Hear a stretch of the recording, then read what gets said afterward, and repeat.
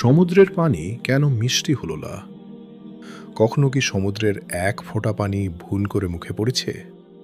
তীব্র নোনতা আর তেতো স্বাদে পুরো মুখটা কেমন যেন হয়ে যায়, তাই না?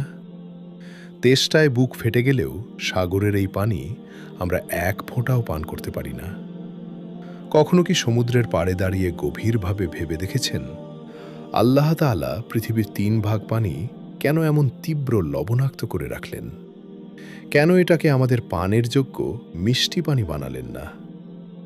জানলে অবাক হবেন, এই তীব্র লবণাক্ততাই আসলে এই পৃথিবীতে আমাদের বেঁচে থাকার চাবিকাঠি। সাগরের পানি যদি সাধারণ মিষ্টি পানি হতো, তবে কোটি কোটি জলজ প্রাণীর বর্জ্য আর সমুদ্রে পড়া যাবতীয় ময়লা আবর্জনার কারণে এত বিশাল জলরাশি পচে দুর্গন্ধ ছড়াতো।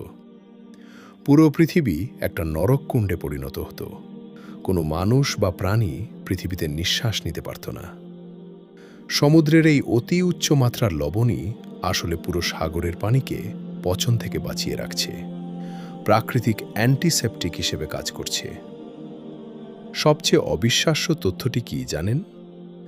আমাদের মনে হতে পারে পৃথিবীর সিংহভাগ অক্সিজেন আসে সুন্দরবন বা অ্যামাজনের মতো বিশাল জঙ্গল থেকে, কিন্তু বিজ্ঞান বলছে আমাদের নেওয়া প্রতি 10টি শ্বাসের 8টি অক্সিজেনই আসে সমুদ্রের উপরিভাগে থাকা অত্যন্ত ক্ষুদ্র এক ধরনের উদ্ভিদ, ফাইটোপ্ল্যাঙ্কটন থেকে।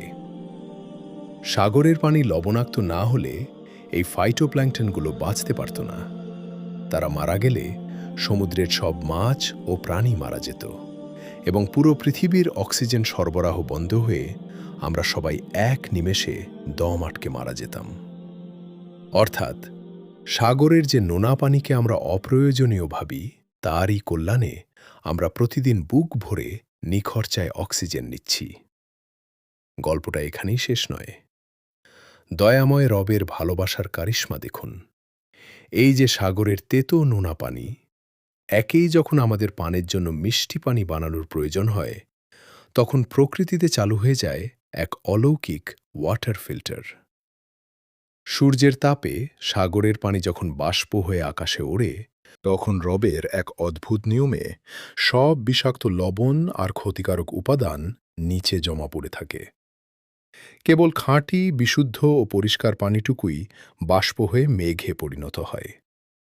এরপর ল্যাবরেটরির সবচেয়ে আধুনিক ফিল্টারের চেয়েও নিখুঁতভাবে পৃথিবীর বিশুদ্ধতম পাতিত পানি হয়ে তা পৃথিবীতে শান্তিময় বৃষ্টিরূপে ঝরে পড়ে।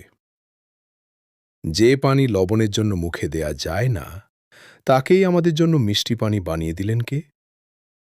আসলে প্রকৃতির এই জাদুকরী ভারসাম্য আমাদের মনে করিয়ে দেয়, তিনি আল লতিফ, যার দয়া আর কাজের কৌশল অত্যন্ত সূক্ষ্ম, গভীর এবং নিখুঁত, যিনি মানুষের চোখের আড়ালে অত্যন্ত গোপনে ও সূক্ষ্ম উপায়ে তার সৃষ্টির জন্য পরম অনুগ্রহের ব্যবস্থা করে রাখেন। আমাদের জীবনটাও মাঝে মাঝে এই সাগরের নোনা পানির মতোই তেতো আর কঠিন সমস্যায় ঘেরাও হয়ে যায়। আমরা হতাশ হয়ে ভাবি, আমার সাথেই কেন এমন হলো? কিন্তু আমরা জানি না, রবের সুনিপুণ পরিকল্পনায় সেই কষ্টের ভেতরেই লুকিয়ে আছে আমাদের ভবিষ্যতের কোনো বড় কল্যাণ কিংবা নতুন কোনো সুসংবাদের বৃষ্টি। সুতরাং রবের ফয়সালার প্রতি ভরসা রাখুন, কারণ যিনি সমুদ্রের নোনা পানির ভেতর মানুষের জীবনের ব্যবস্থা করে রেখেছেন, তিনি অবশ্যই আপনার জীবনের প্রতিটি পরীক্ষার আড়ালেও কোনো না কোনো কল্যাণ লুকিয়ে রেখেছেন।